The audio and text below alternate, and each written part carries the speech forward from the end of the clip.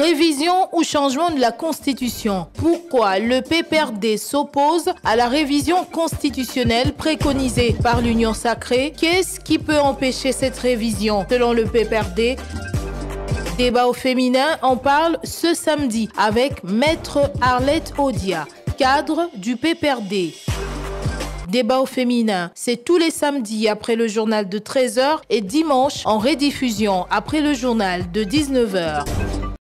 C'est un réel plaisir pour nous de vous savoir nombreux à l'écoute de cette émission sur Top Congo FM, le débat au féminin, le magazine de la femme sur Top Congo FM. Merci à vous de rester fidèles au programme de votre radio, mais surtout à cette émission qui vous permet d'écouter ce que les femmes pensent des différents sujets qui touchent à l'actualité. Vous le savez, l'actualité reste marquée par l'investiture du nouveau gouvernement dirigé par Judith Suminwa-Tuluka. Ce gouvernement qui a été investi, les remises et reprises ont été effectuées. Les ministres sont entrés en fonction. Vendredi, le premier conseil des ministres s'est tenu sous la présidence du président de la République. Vous le savez, c'est un gouvernement, qui s'est fixé plusieurs missions, notamment rétablir la sécurité et travailler pour l'amélioration du social du Congolais.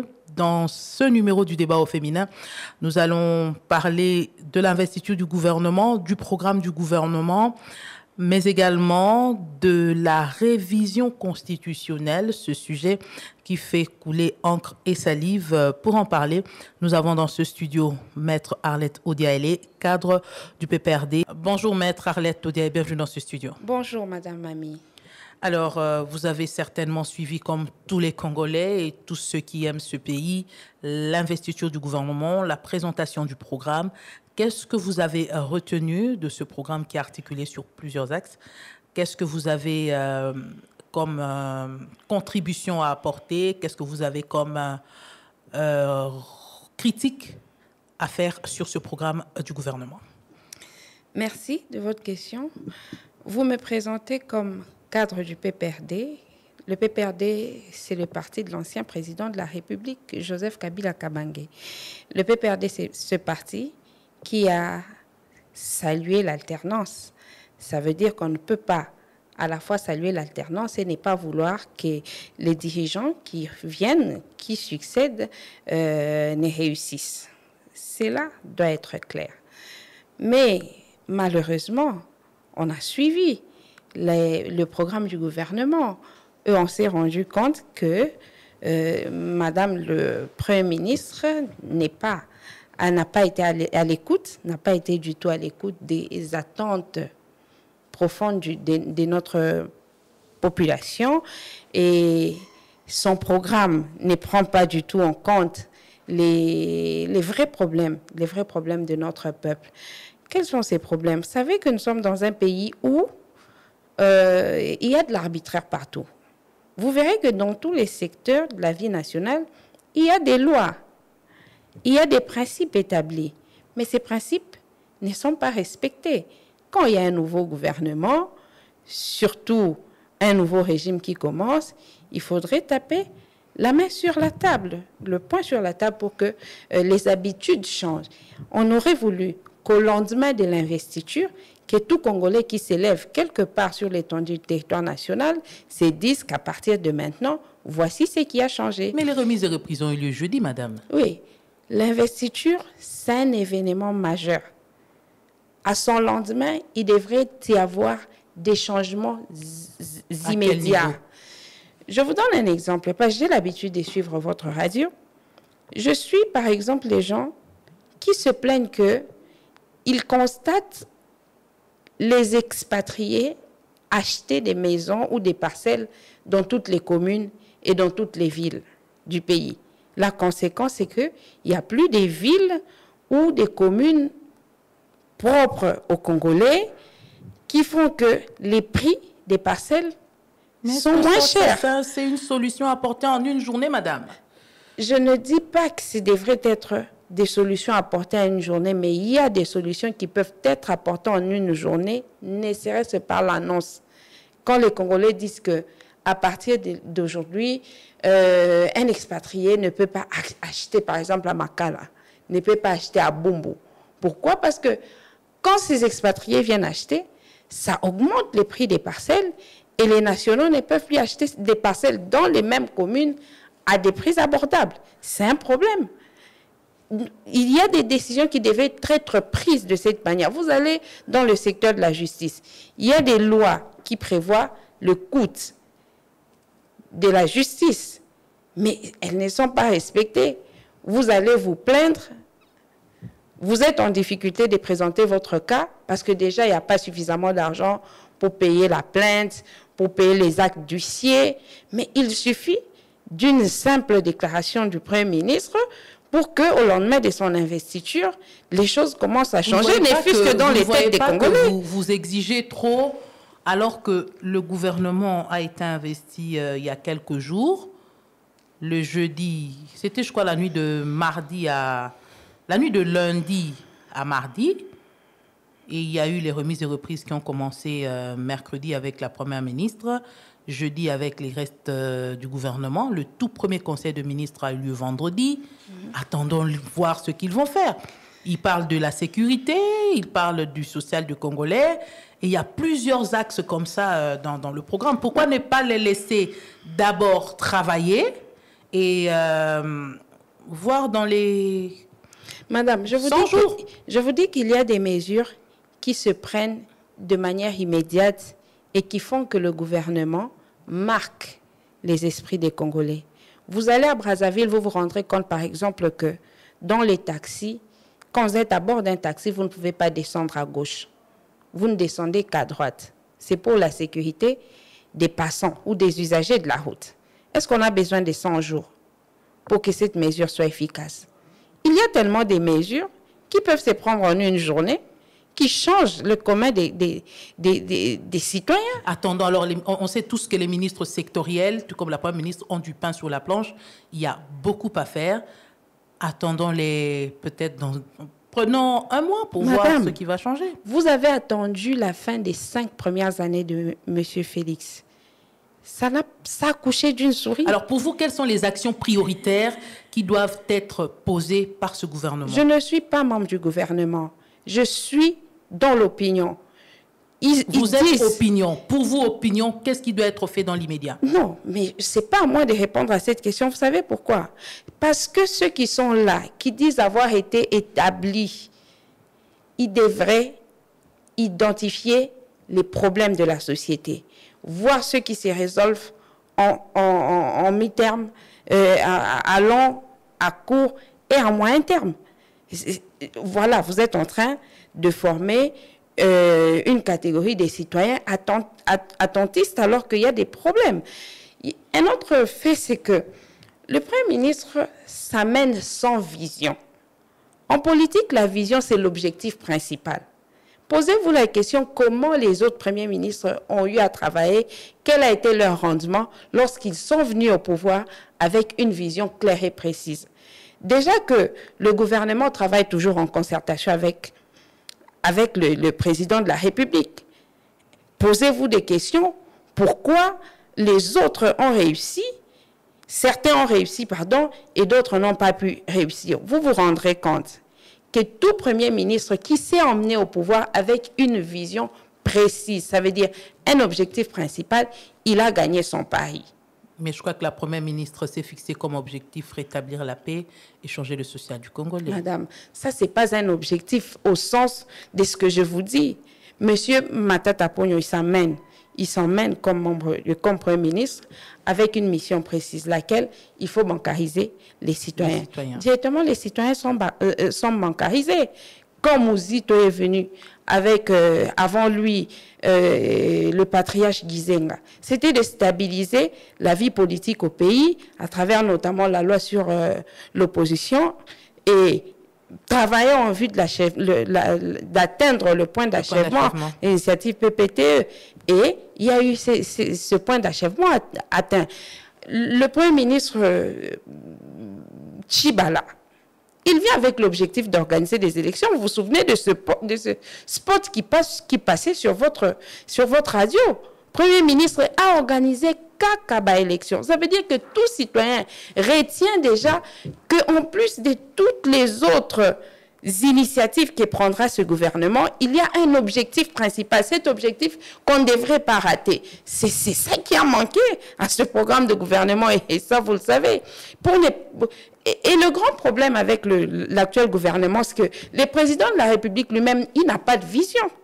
Quand le président n'a pas de vision, le Premier ministre, il ne peut pas réussir. C'est la raison de l'échec puissant du Premier ministre Samalou Condé. Ça va se répéter avec Mme Souminoua parce qu'en fait, le grand problème, c'est que le président de la République n'a pas de vision. Je venais de vous définir ici la vision comme l'objectif principal. Ça avait été le cas avec Mouzé. Mouzé arrive au pouvoir et dit son objectif principal, c'est que les Congolais doivent manger à leur faim.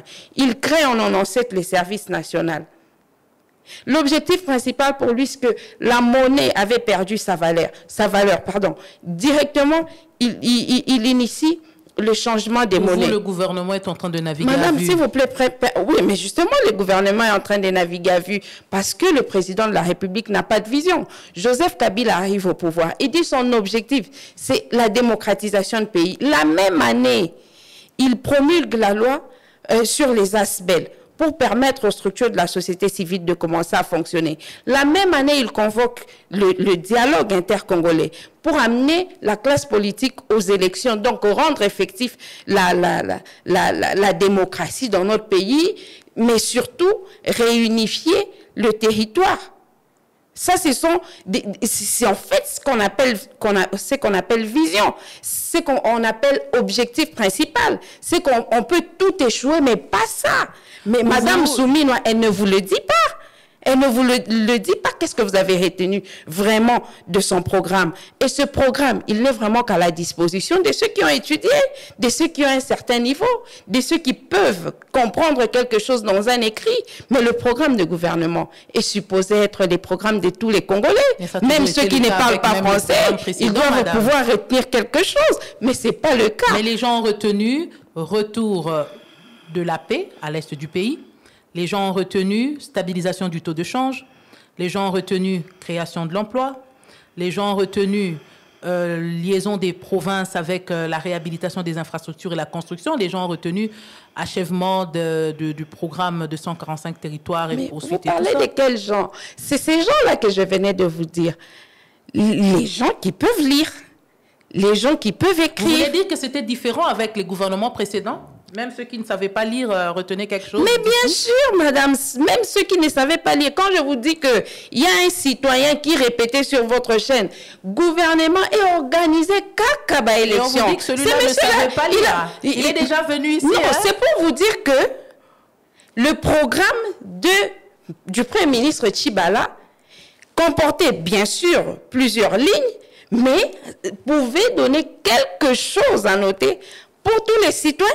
Ça n'a pas été le cas avec Mme Souminoua. On ne peut pas dire le contraire. Quand on a fait quand même le baladeur, que ce soit ici à Kinshasa, que ce soit en province, en tout cas la population retient retour de la paix, retient création d'emplois, retient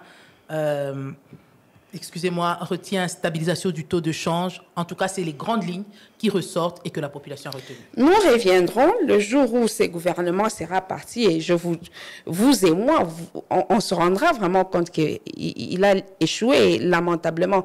Le grand problème, comme je vous le dis, c'est que ils vont naviguer à vue, il n'y a pas de vision et le président de la République n'a pas de vision. Alors, on voit le PPRD en campagne contre la révision de la Constitution. Qu'est-ce que vous avez contre la révision de la Constitution annoncée par le chef de l'État, non pas parce que ça venait de lui, mais il a répondu à une préoccupation des Congolais de la diaspora qui ont soulevé une question sur notamment la question de la double nationalité. Et il a répondu à cette question en disant que la révision, la mise à jour de la loi fondamentale n'était pas exclue. Mais il a indiqué qu'il ne fallait pas qu'on fasse de lui un dictateur parce que ça ne dépendait pas de lui. Il ne pouvait pas se lever un jour et décider que cela se fasse. Il a annoncé qu'une commission ad hoc serait mise en place pour étudier tout ça, voir qu'est-ce qu'il faut changer, qu'est-ce qu'il faut laisser. Pourquoi vous vous opposez à cela? Non, madame. Nous nous opposons à quoi? Dans votre question, vous avez abordé plusieurs sujets à la fois. La question du changement et la question de la révision constitutionnelle. Et qui parle du changement de la Constitution? C'est le président de la République. Comment? Il a parlé de la mise à jour. Non, madame. Pourquoi non au changement de la Constitution? Parce que la Constitution, on ne la change pas. La Constitution, elle s'échange à travers les événements majeurs qui arrivent dans ce pays-là et qui interrompent le fonctionnement de l'État. Partout au monde, l'avènement d'une nouvelle Constitution est précédé par ces événements majeurs, c'est-à-dire le coup d'État. On a connu ça en 1965, avec le maréchal Mobutu. Ça nous a amené de la première République à la deuxième République. L'événement majeur qui peut interrompre le fonctionnement de l'État et suspendre la Constitution en vigueur, c'est aussi la Révolution. En RDC, on a connu ça. En 97, la classe politique s'est mis à table pour nous produire la Constitution de 2006. Ça a donné lieu à la Troisième République. Et l'autre événement qui peut donner lieu au changement de la Constitution, c'est le vide juridique créé par la création d'un nouvel État. C'est le cas au Soudan du Sud. En 2011, il y a eu un nouvel État donc, qui a donné le Soudan et le Soudan du Sud. Mais parler du changement de la Constitution ici, quand nous ne sommes pas dans les circonstances d'un coup d'État, nous ne sommes pas dans les circonstances d'une révolution constitutionnelle, suivez les débats partout au monde. Interrogez l'histoire. Comment les constitutions se sont changées ailleurs et même en RDC. Quand on parle de mise à jour, oui. Est-ce que ces changements C'est là maintenant que l'on rejoint le second volet du débat sur la Constitution, c'est la révision constitutionnelle. Vous savez, depuis que le secrétaire permanent du PPRD, le professeur Dr Emmanuel Ramazani Chadahi, a éclairé la lanterne de l'opinion sur la différence qu'il faut établir entre les changements et la révision constitutionnelle, l'Union sacrée ne parle plus du changement de la Constitution. Mais pourquoi mystifier justement ce débat autour de cette révision constitutionnelle et faire une sorte de fixation sur une question pour laquelle le président de la République a clairement dit « ne faites pas de lui un dictateur ». Parce que parler de la Constitution, son avènement, sa révision, son changement, ce sont des questions existentielles d'un État. J'ai suivi sur votre radio, quelqu'un rappelait au président de la République que jusqu'ici, vous êtes dans l'incapacité de nous produire la carte d'identité. Vous avez été dans l'incapacité de nous produire une carte d'électeur viable. Nous vivons sans permis de conduire. Il est pratiquement impossible ou difficile d'avoir un passeport en dehors 48 heures ou 72 heures comme c'était le cas par le passé. Toucher à la Constitution, vous risquerez aussi de laisser ce pays sans Constitution. Ça veut dire que ses compatriotes savent que parler de la Constitution, c'est une question existentielle. Et pour ça, le PPRD doit donner son avis. C'est ainsi que vous nous voyez justement, comme vous le dites, en campagne de faire protéger notre Constitution. Je venais d'aborder le sujet du changement. Mais vous, le PPRD, voilà que nous voulons maintenant parler du sujet de la révision. Nous ne sommes pas contre la révision de la Constitution fondamentalement ou foncièrement. Pourquoi? Parce que nous sommes dans une société évolutive. L'évolution de la société appelle à la révision constitutionnelle. C'est même pour cette raison que la révision constitutionnelle est comprise dans notre Constitution, à partir des articles 218 jusqu'à 220.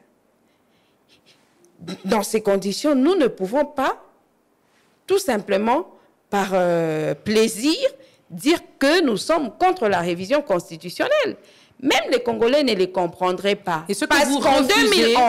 Parce qu'en 2011, il y a eu révision constitutionnelle pendant que le PPRD dirigeait le pays. Et on est passé de, par exemple, 2 tours à un tour. Il est normal que l'UDPS au pouvoir envisage également faire la révision constitutionnelle. Mais les conditions de 2011 sont-elles les conditions de 2018? Sont-elles les conditions de 2024 où nous sommes? Il faut s'interroger. En 2011, il n'y avait pas état de siège. Justement, la révision de la Constitution ne se fait pas en état de guerre, en état de siège. Justement. En 2011, il y a eu révision constitutionnelle pendant que les PPRD de Joseph Kabila dirigeaient le pays. Et à cette époque, il n'y avait pas état de siège. Quand le PPRD dit aujourd'hui qu'il n'est pas possible qu'il y ait révision constitutionnelle parce qu'il y a état de siège, est-ce qu'on invente la roue? Est-ce qu'on est à côté de la plaque? C'est une disposition constitutionnelle. On n'est pas, justement, on n'est pas à côté de la plaque en le disant. Pourquoi le constituant n'a pas voulu que la révision constitutionnelle s'efface pendant l'état des sièges? Parce que pendant l'état des sièges, il y a une catégorie des citoyens qui ne vit pas en paix. Il y a une catégorie des citoyens qui ne dispose pas de tous les droits civiques. On ne peut pas avoir des compatriotes en guerre à l'est du pays et à l'ouest en train de discuter de la révision constitutionnelle. Mais est-ce que la commission est même déjà mise en place? La commission n'est même pas encore constituée, madame. Mais on ne devrait même pas arriver à la commission. La Constitution, elle régit déjà la vie en société. Est-ce que le président, en répondant à la diaspora, avait donné une date ou une période pour cette révision de la Constitution? Qu'il ait donné ou pas, jusque-là, c'est une opinion. Puisque nous sommes en société, nous présentons la nôtre. Mais vous êtes au moins d'accord, madame, oui, qu'il y a certaines dispositions de la Constitution aujourd'hui qui nécessitent d'être révisitées. Tout à fait d'accord. Parce que nous savons que la législature passée, il y a eu 2 propositions qui sont entrées de Steve Mbikai et de Délice Esanga. Steve Mbikai qui demandait notamment qu'on puisse toucher la durée du mandat du chef de l'État, qui demandait qu'on revoie la question de la double nationalité. Délice Esanga également qui donnait également sa vision par rapport à cela. Délice Esanga notamment, c'était revenir à 2 tours pour l'élection présidentielle. Ce qui dérange le PPRD, je vois, c'est le terme changement de la Constitution. Non, ce n'est pas que ça dérange le PPRD, c'est que tout simplement, ce n'est pas possible. La Constitution, les nations du monde ont voulu militer contre la dictature. Militer contre la dictature, c'est mettre en place notamment les instruments tels que la Constitution, la loi fondamentale, et dès lors qu'elle est mise pour renforcer la lutte contre la dictature, il ne faut pas laisser les dirigeants qui arrivent, il ne faut pas leur laisser le pouvoir de la changer. Non, il faut plutôt la modifier. Mais le PPRD au pouvoir n'a jamais envisagé un quelconque changement de la Constitution? Je ne m'en souviens pas. Il ne faut pas confondre une démarche du PPRD et des avis des membres du PPRD. Là, il ne faudrait pas le confondre. Aujourd'hui, vous nous parlez de Steve Mbikai, qui aussi, pour lui, il faut changer la Constitution. Ce n'est pas pour autant qu'on dirait que l'Union sacrée a décidé de changer la Constitution. Mais ici, nous abordons ce sujet parce que de la bouche du président de la République est sorti le fait que lui ne voudrait pas de l'alternance parce que l'alternance bloque les développements. Lui, en tant que chef de l'État, il annonce déjà les couleurs d'un changement. Alors nous lui disons que ce n'est pas possible. Et si on changeait la Constitution aujourd'hui, ça veut dire qu'on repart à zéro? Ça veut dire que Joseph Kabila peut se représenter demain ou après-demain? Ce ne sera pas également un avantage pour vous? Je pense qu'on ne devrait pas aborder ce débat de cette manière parce que ça serait vraiment des débats sur les individus. Ici, c'est encore question des principes. Les principes sont tels que la Constitution, elle est là. On doit la respecter. Pour les dispositions qui ne cadrent plus avec la demande sociale, il faut les réviser.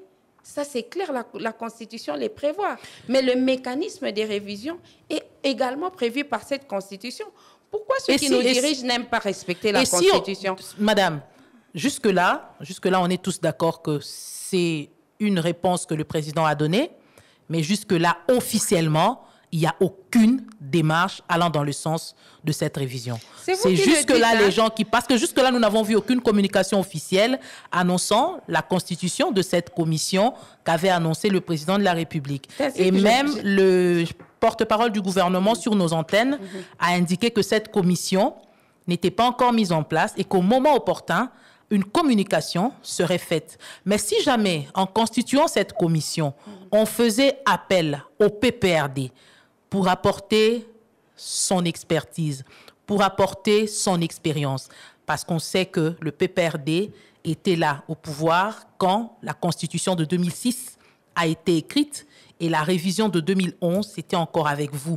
Est-ce que vous allez accepter de faire partie de cette commission en tant que Congolais et travailler pour produire un document révisé ou changé qui va apporter un texte qui va ensemble avec les réalités congolaises aujourd'hui? Madame, je venais de vous dire que le mécanisme de la révision constitutionnelle est constitutionnel.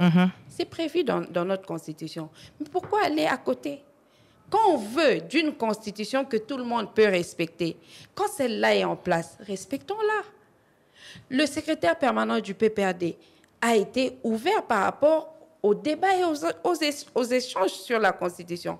Il a répondu clairement que le parti était bien disposé à engager des débats. Ça veut dire que vous pouvez travailler également dans cette commission. Mais pas faire partie d'une commission parce que la commission, elle vient d'où? Et si dans le mécanisme de mise en place, dans le mécanisme des révisions constitutionnelles, il n'est pas prévu une commission pour préparer la mise en place de cette révision. C'est ça le problème. Et dans une démocratie, tous les débats, même les lois qui sont prises, les décisions qui sont prises au sein des institutions, commencent par les débats publics. À travers les débats publics, il y a des citoyens qui se prononcent.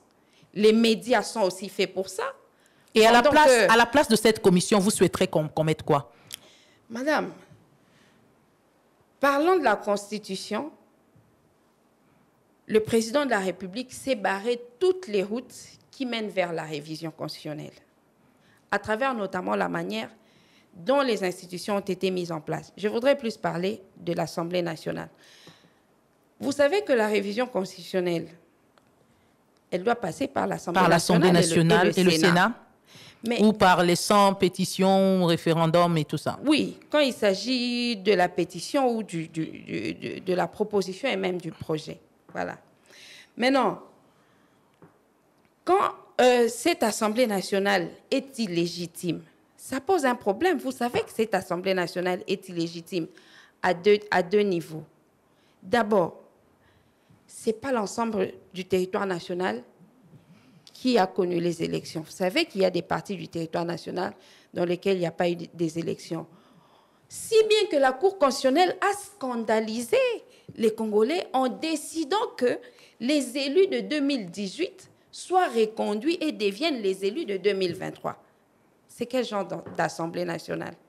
C'est une Assemblée nationale illégitime du point de vue déjà de la représentation, de la représentativité des provinces. Mais c'est jusqu'à l'organisation des élections. C'est pour vous dire qu'il s'est lui-même barré les chemins qui devraient nous amener à la révision constitutionnelle. Au deuxième niveau, elle est illégitime du fait qu'une frange de la classe politique a été écartée du processus électoral. Comment, dans ces conditions-là, vous pouvez dire que cette Assemblée nationale... On vous a écarté ou vous avez décidé de ne pas participer parce que pour vous, les conditions n'étaient pas réunies pour vous? Mais c'est ça. Souvenez-vous qu'en 2016, lorsque le président Joseph Kabila décide, avec la classe politique, bien sûr, d'aller au dialogue, et que l'on nomme le Premier ministre Sami Badibanga, alors que l'UDPS était même dans les processus, arrivé à la nomination, dans le processus du dialogue national, arrivé à la nomination de Sami Badibanga, l'UDPS se retire pour dire que les conditions n'étaient pas réunies, ainsi de suite. Ils ne reconnaissent pas Sami Badibanga comme leur proposé, ainsi de suite. qu'est-ce que le président Kabila avait fait? On avait convoqué un nouveau dialogue. Ça, vous le savez. S'il ne l'avait pas fait, on ne dirait pas seulement que l'opposition avait été très rigoureuse, mais on dirait surtout que le président Kabila avait écarté une frange de la classe politique dans le dialogue national. C'est de cette manière que vous devriez faire la lecture. Mais non, parce madame. que ce que le FCC demandait à l'époque, c'était inscrit dans la loi.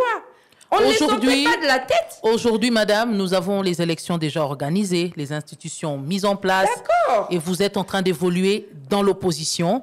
La meilleure manière de mener votre combat, je crois que c'est de sensibiliser pour que les gens comprennent là où ça ne va pas, pour qu'en 2028, vous puissiez revenir si la population vous donne un mandat de revenir. Mais à vous entendre parler, l'Union sacrée, donc, ne peut même pas envisager cette révision constitutionnelle parce que... Pas du tout. Pourquoi? Alors qu'il y a besoin. Vous savez bien que nos compatriotes soulèvent par-ci, par-là des dispositions qui ne sont plus en phase avec les réalités de notre société. La double nationalité, même par exemple. Est-ce qu'il n'est pas temps? Le FCC a déjà plusieurs fois abordé les sujets de la révision constitutionnelle. Donc, nous sommes tous d'accord qu'il y a des choses qui doivent être changées dans cette constitution. Comme quoi, par exemple? Mais on vous a parlé notamment de l'élection des sénateurs. L'élection des sénateurs, les gouverneurs. Il y a tellement de choses, parmi les dispositions non intangibles, qui doivent être changées dans cette constitution. Mais pour qu'elles soient changées, on doit respecter les cadres tels que présentés par cette même constitution. On ne peut pas changer la constitution et au même moment la violer. C'est ce qu'on essaie d'expliquer aux autres. Aujourd'hui, vous nous dites que cette commission n'est pas mise en place. Mais tant mieux. Ça veut dire que les débats que nous engageons est suivi par ceux qui dirigent, encore que vous savez qu'ils dirigent par défi. Nous évoquons des sujets. Mais si jamais on vous invitait aujourd'hui, vous n'allez pas aller politique. Je vous ai bien dit que nous sommes disposés. Nous sommes disposés à mais que ça se fasse dans un cadre légal. À débattre parce que c'est essentiellement la volonté du souverain primaire. Mais il y a déjà cette constitution qui nous indique comment procéder. Je vous ai fait voir que... Qu'est-ce qui doit être corrigé alors pour qu'on en arrive là? Qu'on en arrive à cette révision? Mais l'Assemblée nationale est illégitime. Qu'on reprenne les élections? Tout simplement. Pour que le PPRD participe. On ne parle pas du PPRD, on parle de l'ensemble de l'opposition. L'ensemble de la classe politique. Vous savez, moi, j'ai toujours eu un problème avec ce concept opposition parce qu'à bien analyser, vous vous rendrez compte que c'est un concept qui nous a été imposé par l'Occident. Vous allez en France, vous entendrez les républicains, et puis... Les socialistes. Voilà. Vous les allez libéraux. Voilà. Aux États-Unis... Vous avez les démocrates et les républicains. On ne va pas vous parler de l'opposition et de la majorité. Pourquoi ces concepts ont été inventés? Bon, il parle quand même de la majorité justement, au Parlement. D'accord, d'accord. Mais parler de l'opposition, parler de la majorité, ça donne tout simplement l'impression dans l'opinion que ce sont ces gens-là. Mais alors, ce sont les pères fondateurs qui ont accepté ça et c'est en train de se perpétuer dans les générations. Oui, mais ce que moi je présente, c'est mon opinion, c'est mon avis sur la question. J'ai dit, quand vous dites aux Congolais opposition, automatiquement pour eux, avec la majorité, c'est des gens qui sont prêts à se faire la guerre. Nous sommes partis de l'opposition quand on avait des dictatures en Afrique, je crois. Oui, je pense qu'en ce moment... En ce moment-là, le terme opposition était bien indiqué. Revoir les choses. Et toutes ces choses-là, elles sont couchées dans notre Constitution. C'est aussi le moment de les changer. Mais on ne peut vraiment les changer qu'en suivant le schéma tel que tracé par la Constitution. À suivre la logique du PPRD, on ne pourra parler révision constitutionnelle que quand on aura une assemblée générale qui fasse une assemblée nationale qui fasse l'unanimité. Mais nous avions commencé à dire ça avant les élections. On avait dit à ceux qui nous dirigent que vous vous précipitez d'organiser des élections non inclusives, vous allez barrer la route.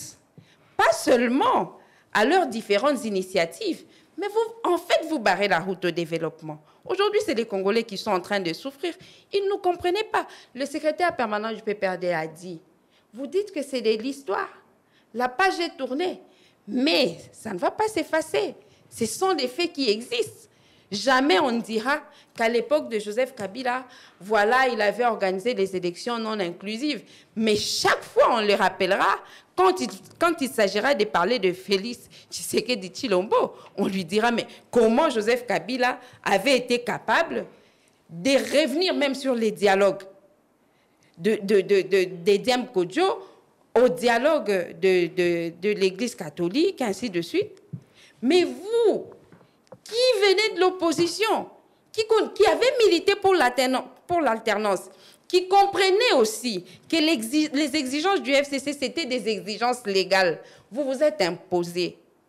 Aujourd'hui, on en est où? Nous sommes tous bloqués. Nous sommes tous en train de vouloir la révision constitutionnelle. Mais la Constitution nous bloque tous. Mais si jamais la machine de la révision est lancée, quelle serait votre posture? Les conséquences seront incalculables, on vous l'a dit. Déjà, les Congolais sont en train de souffrir. Vous le savez. Est-ce qu'il y a encore des routes dans ce pays? Pourtant, le ministre des Travaux publics, c'est lui qui a été reconduit, a dit sur votre média que tous les moyens avaient été mis à sa disposition en vue de réhabiliter les routes. Sans route, est-ce que les gens peuvent circuler? Mais vous ne répondez pas vraiment à ma question. Quelles seraient les conséquences si aujourd'hui on lance la machine de la révision de la Constitution alors que vous trouvez que les conditions ne sont pas réunies pour y arriver? Qu'est-ce que vous allez faire? Ce sera les manifestations, ce sera l'opposition, comme la pression, comme a fait l'ancienne opposition quand il y a eu, je crois en 2018, cette annonce de la révision qu'on a directement laissé tomber. Nous avions dit que les élections ne devraient pas se tenir parce que les conditions n'étaient pas réunies. Le président de la République s'est entêté. Il a organisé les élections dans ces conditions-là. C'est vrai qu'il a aujourd'hui ce qu'il appelle l'Assemblée nationale. Il a le Sénat. Il vient de mettre en place le gouvernement. Pensez-vous qu'il n'est pas en difficulté? Il est en difficulté. S'il n'était pas en difficulté, les Congolais n'allaient pas souffrir autant qu'ils souffrent en ce moment. Donc, si en plus de l'erreur qu'ils venaient de commettre, ils initient encore la révision constitutionnelle, il sera davantage en difficulté.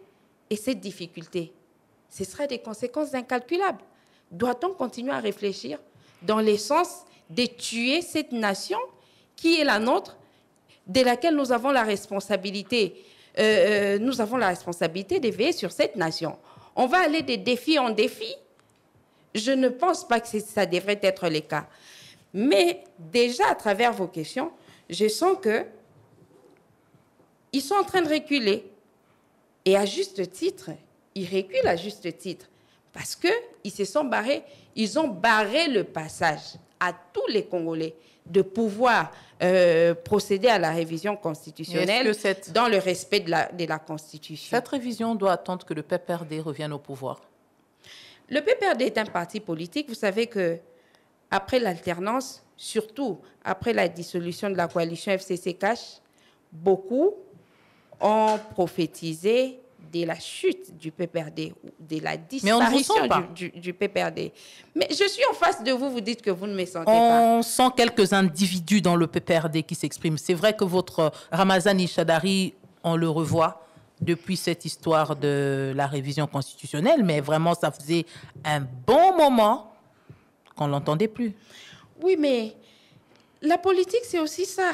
Ça arrivait aussi... Reculer pour mieux sauter. Ça arrivait aussi à Étienne Tshisekedi de garder silence de s'éclipser pendant un moment. Ça n'a pas empêché à l'UDPS d'arriver au pouvoir à un certain moment de l'histoire. Donc, le président Kabila peut garder son silence pour un temps. Le secrétaire permanent du PPRD, il peut garder son silence pour un temps. Ça n'exclut pas le fait qu'ils sont en train de travailler. Et vous verrez, par la grâce de Dieu, le PPRD rebondir, le FCC rebondir, parce qu'en fait, c'est ce qui devient la demande sociale en ce moment. Les Congolais, ils ne comptent maintenant que sur le PPRD. La raison même de votre insistance, mais on veut sentir le PPRD. Pourquoi le PPRD n'est pas dans la rue? Pourquoi le PPRD ne s'exprime pas assez souvent? C'est ça justement. le besoin que l'on devrait créer au sein de l'opinion, ce besoin est en train de plus en plus de se faire ressentir et vous nous verrez vous avez créé le moment un manque. opportun. Au moment opportun. En ce moment, il faut d'abord engager des débats, les débats qui tiennent à la vie de la nation.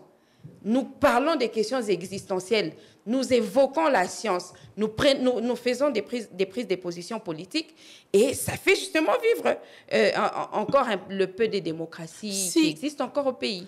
On devra commencer à chuter. Donc pour vous, ceux qui demandent par exemple que l'on change les années du mandat du chef de l'État, 5 à 7, ça ne vous dérange pas?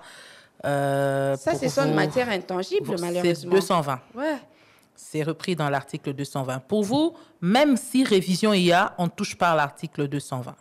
Mais qu'est-ce qui peut expliquer qu'aux États-Unis, les gens acceptent 4 ans de pouvoir et que ces pays se développent? En France, que les gens partent de 7 ans à 5 ans et le pays se développe? Je ne vais pas seulement parler des l'homme blanc. Au Sénégal, ici, le mandat était de 7 ans. Qu'est-ce que les Sénégalais, les présidents sénégalais, la classe politique sénégalaise a de plus que la classe politique congolaise la pour maturité. qu'eux acceptent d'aller de 7 ans à 5 ans et que nous, au Congo, nous partions de 5 ans à 7 ans? C'est peut-être la maturité. Ah, au Congo, il n'y a pas assez de maturité. On a donc les dirigeants congolais, ceux qui sont là, ont besoin de plus de temps pour le programme, le projet. C'est ça l'image que... plus de temps, c'est à donner à M. Félix. C'est l'image que la classe politique congolaise a donnée à la population. Mais c'est une image négative. Vraiment, vous êtes d'accord avec moi que la population a une image très négative de la classe politique congolaise. Mouzé Kabila a fait 3 ans au pouvoir. Jusqu'en ce moment, nous utilisons le franc congolais. Le franc congolais, c'est l'œuvre de Mouzé. Aujourd'hui, vous nous parlez du général Kassongo Kabwik avec les services nationaux. C'est dans les 3 ans de Mouzé Kabila. Joseph Kabila, pendant son mandat... Ça s'appelle pas continuité de l'État? Mais c'est ça. Donc en 3 ans ou en 1 an, quand vous avez une vision, vous changez les vécus de votre population. Monsieur Félix Tshisekedi a dit, en arrivant au pouvoir, il a dit qu'il ferait de la RDC. Il ferait de la RDC d'ici la fin de son premier mandat. L'Allemagne d'Afrique. Où est cette Allemagne d'Afrique? C'est à celui-là qu'on doit ajouter 2 autres années. Est-ce que c'est la Constitution? Est-ce que la Constitution se fait? Est-ce que la Constitution se fait sur un individu, pour un individu, ou c'est impersonnel? Non. En ce moment, c'est qui le président de la République? C'est lui. Je veux bien. Donc, on peut aussi dire que quand on a changé la Constitution, on a révisé la Constitution en 2011 pour partir de 2 tours à 1 tour à l'élection présidentielle, c'était également pour favoriser Joseph Kabila, parce qu'en 2006, Jean-Pierre Bemba lui avait posé des problèmes et parce qu'on ne voulait pas se retrouver au 2e tour avec un autre challenger qui pouvait créer la surprise, on passe à un seul tour. Vous faites bien de poser cette question. Nous sommes allés de 2 tours à 1 tour pour les élections de 2011. C'était avec l'ensemble de la classe politique. Souvenez-vous, il y avait l'UDPS à l'Assemblée nationale qui avait participé à ce débat. Et puis, ce n'était pas une disposition intangible. C'est là toute la différence. Vous voyez pourquoi l'UDPS ne pousse pas la réflexion beaucoup plus loin. Mais est-ce que l'UDPS vous a dit, ça c'est les propos, ça c'est entre autres la proposition de Steve Mbikai qui a demandé qu'on passe de 5 à 7. Mais est-ce que l'union sacrée, parce que à un moment, vous m'avez dit les réflexions des cadres du PPRD n'engageaient pas le PPRD. Est-ce qu'aujourd'hui, pas forcément, pas toujours, voilà. Mais est-ce qu'aujourd'hui, l'union sacrée s'est prononcée pour dire, OK, on y va, 220, on va bouger? Ils ne l'ont pas dit clairement. Hein? Madame, je vous ai fait voir que le président de la République, s'adressant aux députés de sa famille politique, a dit qu'il ne voulait pas de l'alternance. Ça veut tout dire. Ça veut dire qu'ils veulent à la fois augmenter les nombres, la durée du mandat et la manière par laquelle le président de la République s'est fait élire. C'est ça le problème, c'est ce qui va tuer l'alternance. tout simplement ça. Alors, mais quand je vous parlais aussi de la révision constitutionnelle qui a eu lieu en 2011, en plus du fait qu'il y avait les députés UDPS au sein de l'Assemblée nationale, mais l'avis du challenger principal du président de la République avait été prise en compte. C'était Étienne Tshisekedi, souvenez-vous. Lorsque l'annonce lui avait été faite que nous allons partir des 2 tours à 1 tour, est-ce qu'il avait dit non? Est-ce qu'il s'y était opposé? Souvenez-vous que lui disait allons même à demi-tour. C'est ce qu'on demande aussi. Il y a des choses à réviser dans notre Constitution, d'accord, mais faites-les avec l'ensemble de la classe politique. Mais je vous ai demandé... Ça s'était fait en 2011, c'était avec l'ensemble de la classe politique. Je vous ai posé la question, 2006, madame. c'était avec l'ensemble de la classe politique. Je vous ai demandé. L'accord inclusif, les dialogues intercongolais de 2002, 2003, 2004, c'était avec l'ensemble de la classe politique. Pourquoi quand Félix Tshisekedi est au pouvoir, il doit, et vous l'accompagnez, il doit mettre à l'écart une frange de la classe politique? Nous l'accompagnons comment? C'est qui? Mais quand chaque fois vous dites non, c'est déjà fait. Mais madame, de les faire, ce n'est pas nous qui l'accompagnons, madame. Vous mettez ça dans la tête nous de ne l'accompagnons pas. Que nous sommes là. Mais quand même, pour effacer ce tableau. Madame, les élections ont déjà eu lieu. Ça, c'est pas Top Congo qui dit que les élections ont eu lieu. Non, les élections ont eu lieu. Tout le monde a vu qu'il y a eu élection. Oui. Tout le monde a vu que il y a l'Assemblée nationale qui est là. Le gouvernement est entré en fonction. Est-ce qu'on va réorganiser les élections pour permettre au PPRD d'entrer dans les institutions? Le problème n'est pas encore celui-là. Alors, voilà pourquoi je suis en train de vous dire... C'est un besoin. Voilà pourquoi je suis en train de vous dire. Puisque là, maintenant, on va se retrouver à ce niveau-là. Quand vous êtes bloqué en politique, finalement, vous n'avez pas d'autre choix que de ramener les gens, n'est-ce pas, autour d'une table. Et c'est ça l'idéal. Merci beaucoup, Madame Odia. En 2 mots, aujourd'hui, la commission est mise en place. Je sais que vous ne voulez pas de cette commission, mais quand même, la commission est mise sur pied. C'est peut-être le seul moyen d'avoir toutes les franges de la classe politique congolaise, celles qui sont dans les institutions et celles qui n'y sont pas. Est-ce que vous allez répondre à cette invitation?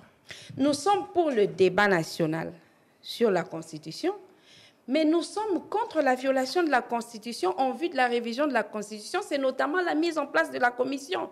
Elle aura quel fondement, quel soubassement? En 30 secondes, ce débat-là devrait être organisé dans quel format? Mais dans plusieurs formats. Le format, c'est notamment le dialogue national.